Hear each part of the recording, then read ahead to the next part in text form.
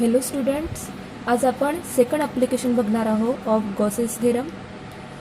तर ते ॲप्लिकेशन आहे electric field intensity due to an infinitely long straight charge wire. तर सपोज करा की हा एक infinitely long straight charge wire आहे. या ठिकाणी आपल्याला इलेक्ट्रिक फील्ड इंटेन्सिटी कॅल्क्युलेट करायची आहे. तर सगळ्यात अगोदर आपण एक पॉईंट कन्सिडर करू. सपोज करा की हा एक पॉईंट पी आहे आणि या पॉईंटकरिता आपण इलेक्ट्रिक फील्ड इंटेन्सिटी कॅल्क्युलेट करू. तर सगळ्यात अगोदर आपल्याला या पॉईंटचं जे डिस्टन्स आहे from this wire, from this axis of wire, जे डिस्टन्स आहे त्याला सपोज करू आपण ते डिस्टन्स आहे आर. याला रेडियस म्हणून एक सिलेंडर ड्रॉ करू. तर या ठिकाणी एक सिलेंडर आपण ड्रॉ करू.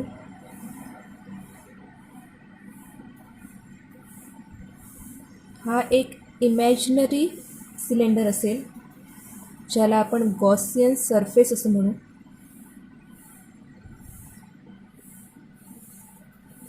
आणि या या सिलेंडरची जी लेंथ आहे ती आहे स्मॉल एल. तर या ठिकाणी सगळ्यात अगोदर आपण बघू लिनियर चार्ज डेन्सिटी, कारण की जे चार्जेस आहेत ते अलॉंग द लेंथ डिस्ट्रीब्यूट झालेले आहे. ठीक आहे, त्यामुळे या ठिकाणी आपल्याला लिनियर चार्ज डेन्सिटी कॅल्क्युलेट करावं लागेल. आणि लिनियर चार्ज डेन्सिटीकरिता सिम्बॉल आहे lambda. Lambda is equal to, या ठिकाणी बघा हा जो वायर आहे या वायरची लेंथ इन्फायनाईट आहे, पण या ठिकाणी आपण जे सिलेंडर कन्सिडर केलेलं आहे, ड्रॉ केलेलं आहे, त्याची लेंथ आहे स्मॉल एल. तर या ठिकाणी या वायर, या सिलेंडरच्या अकॉर्डिंग जी वायर आहे त्या वायरची सुद्धा लेंथ काय असेल, स्मॉल एल. आणि त्या स्मॉल एलमध्ये जे चार्जेस आहे ते आपण सपोज करू की आहे क्यू. म्हणजे चार्जेस आहे क्यू आणि लेंथ आहे small L. So lambda is equal to Q upon L. From this we can write Q is equal to lambda into L. याला आपण इक्वेशन नंबर 1 ने रिप्रेझेंट करू. त्यानंतर by Gauss's theorem, by Gauss theorem the net flux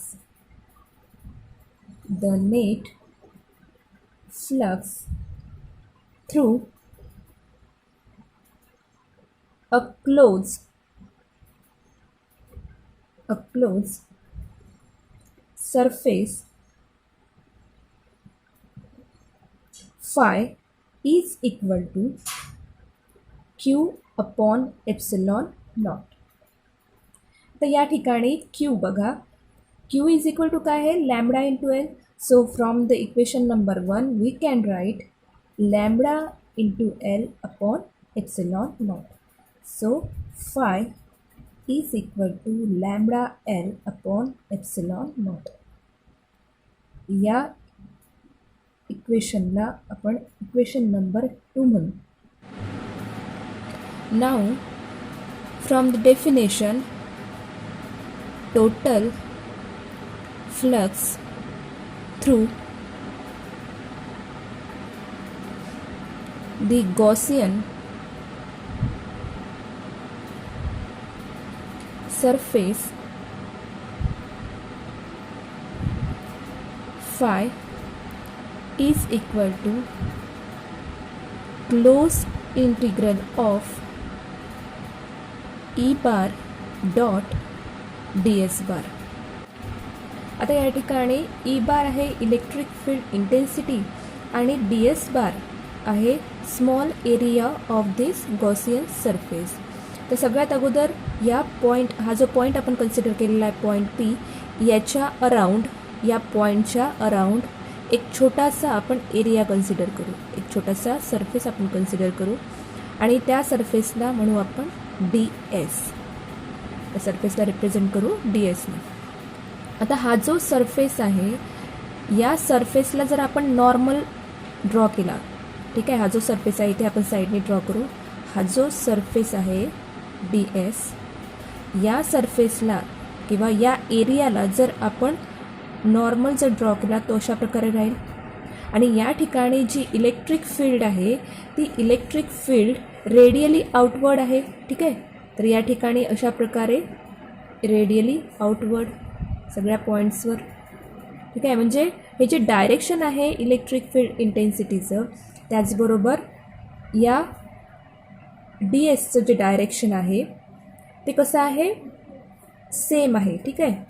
त्यामुळे या ठिकाणी जो angle आहे ई बारमधला आणि डी एस बारमधला तो अँगल आहे 0. तर या ठिकाणी आपण फॉर्म्युला यूज करू डॉट प्रॉडक्टचा. आपल्याला लिहिता येईल close integral of E into d s into cos of theta, कारण a bar dot b bar is equal to a into b into cos of theta. तर या ठिकाणी एच्या जागेवर ई आहे आणि ई बार आहे आणि बीच्या जागेवर आहे डी एस बार. तर या ठिकाणी E into d s into cos of theta.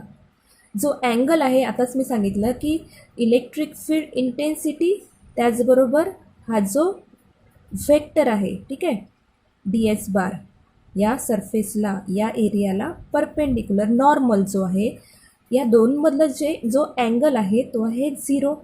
ठीक आहे. त्यामुळे या ठिकाणी आपल्याला लिहावं लागेल E d s into cos of 0 and cos of 0 is equal to 1. So we get close integral of E into d s. Now ही जी इलेक्ट्रिक फील्ड इंटेन्सिटी आहे या गॉसियन सरफेसचा जर विचार केला या ठिकाणी या गॉसियन सरफेस जी आहे ती सेम डिस्टन्सवर आहे. ठीक आहे. हा जो सरफेस आहे या ॲक्सिसपासून सेम डिस्टन्सवर आहे. त्यामुळे जी इलेक्ट्रिक फील्ड इंटेन्सिटी असेल किंवा इलेक्ट्रिक फील्ड जी असेल जी ती प्रत्येक पॉईंटवर सेम असेल, सारखी असेल, या गॉसियन सरफेसच्या प्रत्येक पॉईंटवर सारखी असेल. त्यामुळे आपल्याला ई जी आहे ती कॉन्स्टंट आहे असं म्हणता येईल. त्यामुळे त्याला आपण इंटिग्रेशनच्या बाहेर काढू. So E into close integral of d S. छोटा सरफेस आपण एक कन्सिडर केला, छोटा एरिया आपण या गॉसियन सरफेसचा कन्सिडर केला.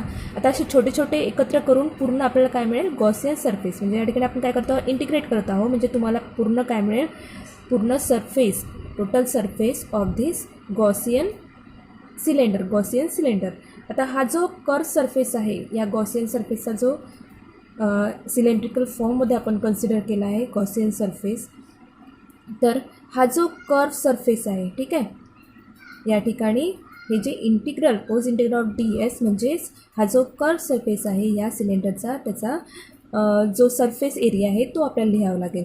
तर या ठिकाणी बघा धिस डिस्टन्स इज एल, म्हणजे जी हाईट आहे या सिलेंडरची ती आपण एल कन्सिडर केलेली आहे.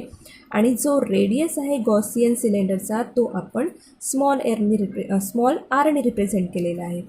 तर फॉर्म्युला असतो 2πr इंटू एल. हा जो कर्व सरफेस आहे, सिलेंड्रिकल कर्व सरफेस आहे, त्या कर्व सरफेसचा जर आपल्याला सरफेस एरिया लिहायचा आहे तर तो असेल 2πr इंटू एल. तर या ठिकाणी येईल E into 2πr into L. याला आपण इक्वेशन नंबर 3 ने रिप्रेझेंट करू. So from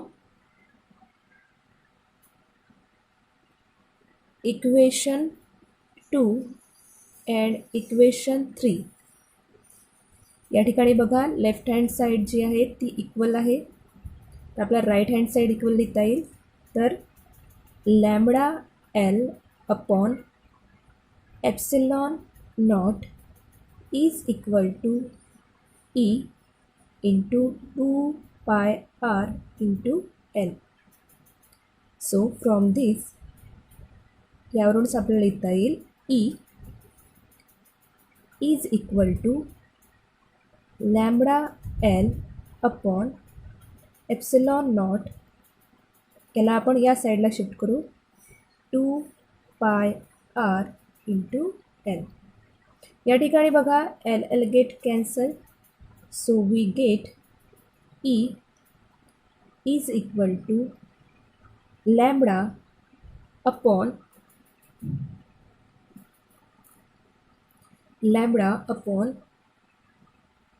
2 pi r into epsilon naught किंवा lambda upon 2 pi epsilon naught into r.